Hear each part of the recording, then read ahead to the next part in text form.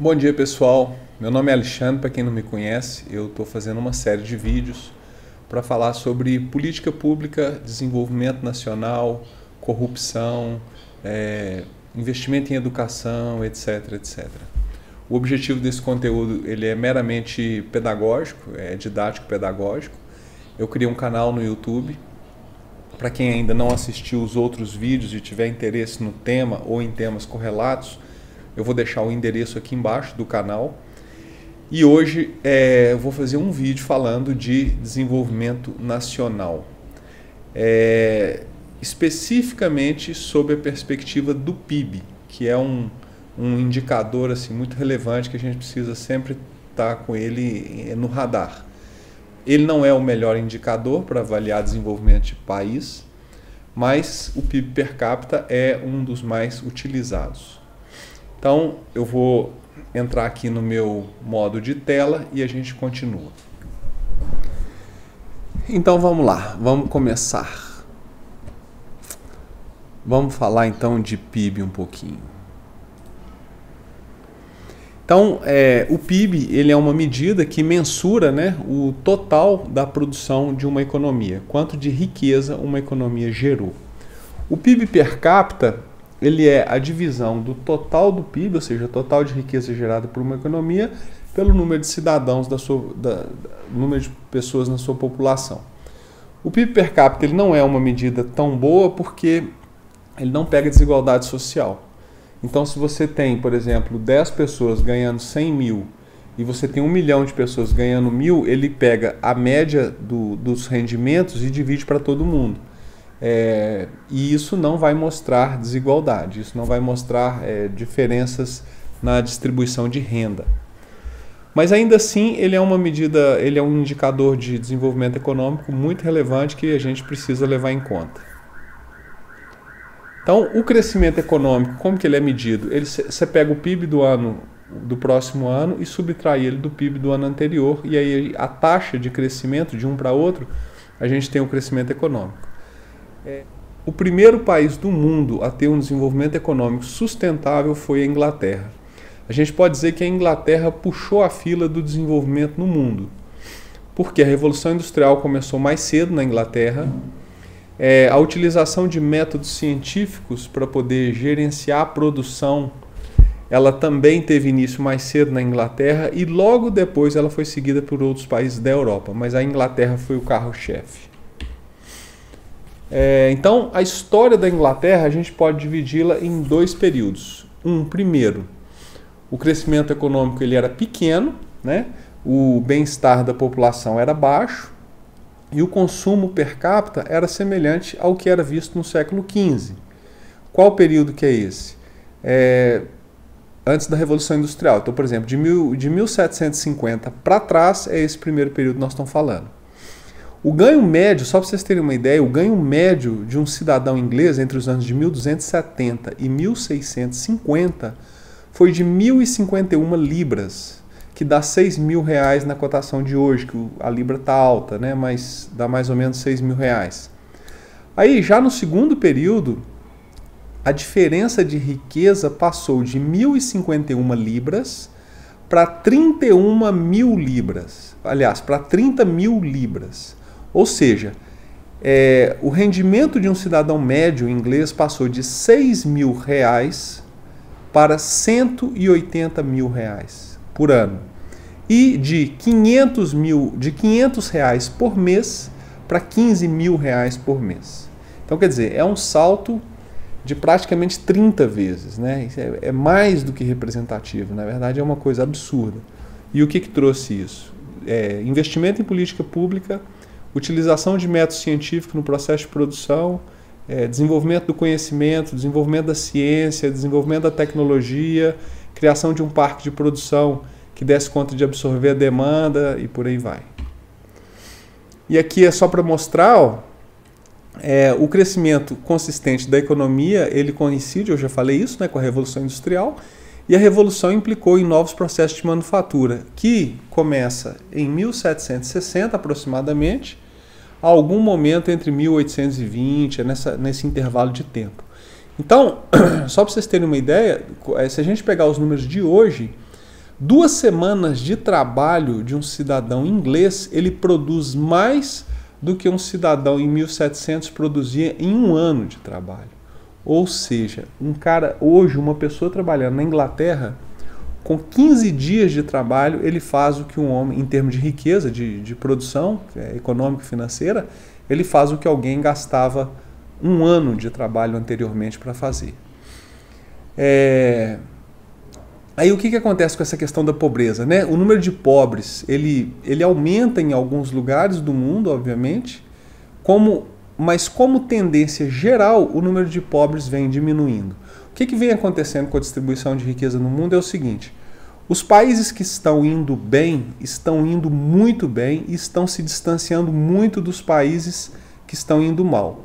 Então, a riqueza geral dos países, ela aumentou com o tempo, mas a desigualdade entre países que estão desempenhando bem e países que estão desempenhando mal aumentou muito também. Antigamente, todo mundo ganhava pouco, todo mundo ficava ali naquele bolo, né? Hoje não, hoje você tem países ganhando muito bem, a população ganhando muito bem, PIB per capita alto, e países muito ruins nesse desempenho, apesar de estar muito melhor do que estava há muitos anos atrás. Ok, isso aqui é só para vocês terem uma ideia do crescimento econômico, né? O crescimento do PIB na Inglaterra ao longo dos anos. Eu vou colocar aqui o meu pointer, espera aí. Então aqui, ó, presta atenção nisso aqui, ó. Aqui em 1800 eu tenho a Revolução Industrial. Então aqui eu começo um processo de virada de mesa, de virada de jogo. Como vocês podem ver, esse processo, ele teve, daqui para frente, ele passa a ter um crescimento, mas o crescimento ele só se acentua de maneira exponencial de verdade a partir do crash da Bolsa de 1930. Com o crash da Bolsa de 30, a produção industrial ela sobe de uma forma exponencial. E aí toda vez que a gente olha para dados do mundo e compara com dados da Inglaterra, do mundo ele é um pouquinho deslocado para frente. Então, por exemplo, essa curva exponencial no mundo, ela vai acontecer a partir de 1945, ou seja, a partir da Segunda Guerra Mundial. Na Inglaterra ela começou um pouco antes. E a mesma coisa que essa curva de crescimento da Revolução Industrial no mundo, ela vai ainda gastar uns 80 anos para ela começar a virar igual estava virando na Inglaterra. Isso aqui é o PIB do mundo de maneira geral ao longo dos anos, conforme vocês podem ver, ó, o PIB vinha baixo, baixo, baixo, baixo, isso o mundo todo, fazendo a média de todos os países, baixo, baixo, baixo para todo mundo, até 1800. Quando chega em 1800, com a Revolução Industrial, isso muda e aí o crescimento começa a ser exponencial e ele só se torna exponencial de fato com a Segunda Guerra Mundial, da Segunda Guerra Mundial para frente, que aí ele tem esse crescimento exponencial aqui. Agora, outra coisa que eu queria ver é o seguinte com vocês. Vamos ver como que foi a evolução do PIB do Brasil ao longo dos últimos 100 anos. Quer dizer, como que o Brasil, como país, se comporta nos últimos 100 anos. Então aqui a gente vê, ó, o PIB brasileiro, em 1948, ele foi perto de 10%, na faixa de 8,8%. Depois ele vem, cai, aí em 1951 ele chega em perto de 5%, depois em 52 ele cresce de novo, depois em 53 ele cai e vai. Quando chega aqui em 1964, a gente tem um grande decréscimo do PIB, aí acontece o golpe militar, depois ele volta a subir, volta a subir, volta a subir, aí quando dá em 1974 você tem a crise do petróleo, aí ele começa a cair de novo e despenca, e vem cá embaixo, 1975 é o pior momento, que é o pico da crise do petróleo, e aí ele não consegue mais se sustentar como mantendo aqueles números anteriores, até que a gente entra no período da reabertura, quer dizer, quando o PIB despenca de novo, como ele despencou aqui, aí aqui a gente tem a reabertura, né, que foi o fim do governo militar. Aí aqui de novo ele despenca, a gente tem outro impeachment, o impeachment do Collor, né? E aí ele vai seguindo essa linha de tendência que vocês estão vendo aqui, que é completamente errática. A gente não tem consistência nenhuma no nosso crescimento ao longo do tempo. A gente, em certos momentos, cresce muito, depois cresce mal, cresce muito, cresce mal e vai. E sempre que cresce mal, tem golpe. Tem algum movimento de tirar o presidente, de mudar o presidente, alguma coisa assim. O PIB per capita, agora considerando aqui de 1650 a 2016, né? Numa escala logarítmica. Então, percebe aqui, ó, o PIB per capita do Brasil, ele aumentou menos que o do Chile, aumentou bem menos do que o da Coreia do Sul e muito menos do que o dos Estados Unidos. E o que chama atenção, olha de onde a Coreia do Sul saiu e para onde ela foi. Em 1950, olha a diferença do PIB da Coreia do Sul para o PIB brasileiro. Olha agora a Coreia do Sul, onde que ela está e onde que o Brasil está. O que é isso? Isso é fruto de investimento em política pública correta. Não só votar corretamente, colocar presidentes adequados, que têm conhecimento técnico científico para poder fazer a gestão do país, mas adotar políticas públicas corretas. Agora, o que determinou o crescimento da riqueza no mundo até 1700, 1750 era o tamanho das populações. Quanto maior o número de moradores de um país, maior era a sua capacidade produtiva, maior era o seu ganho de escala e maior era a sua riqueza. Isso mudou com o tempo, de 1750 para frente, com a adoção de método científico, de processo de produção industrializado. O que passou a contar foi a produção por indivíduo, por pessoa, a capacidade produtiva por pessoa. E aí essa questão assim, do número de pessoas de um país passou a ficar irrelevante. Mas aqui, ó, quanto mais pessoas trabalhando, maior era a riqueza gerada, né? Especialmente entre os anos de 1359 tal.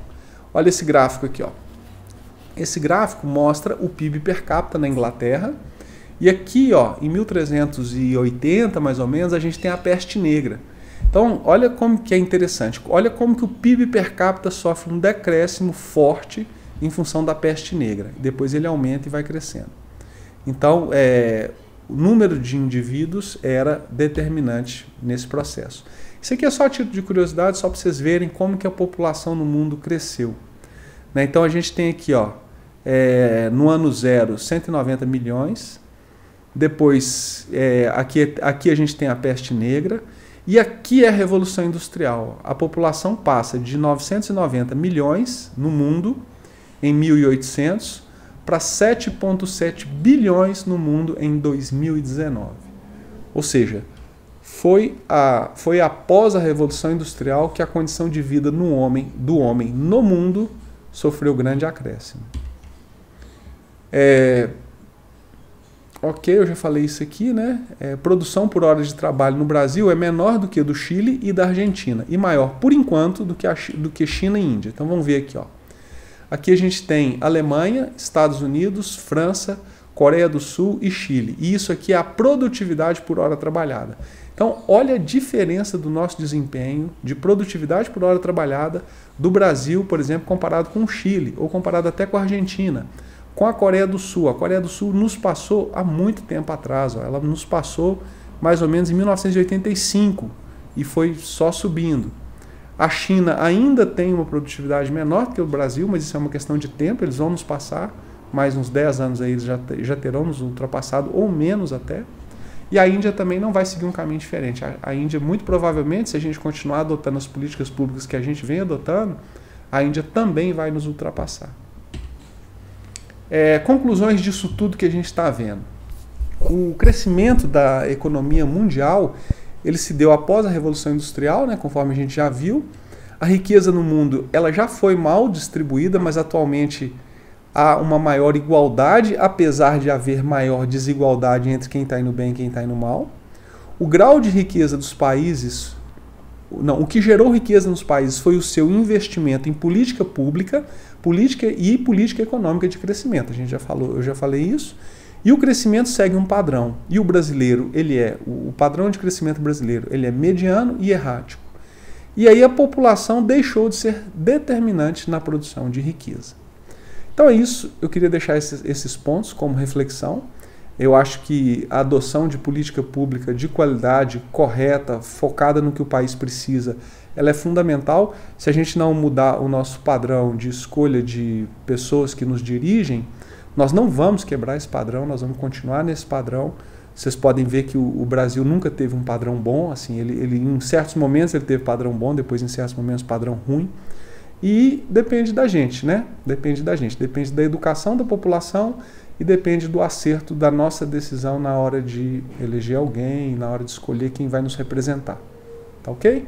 Então por hoje é isso. Espero que vocês tenham gostado. Se gostou, dá um like no vídeo, compartilha, recomenda para os seus amigos, que semana que vem tem mais. Um abraço.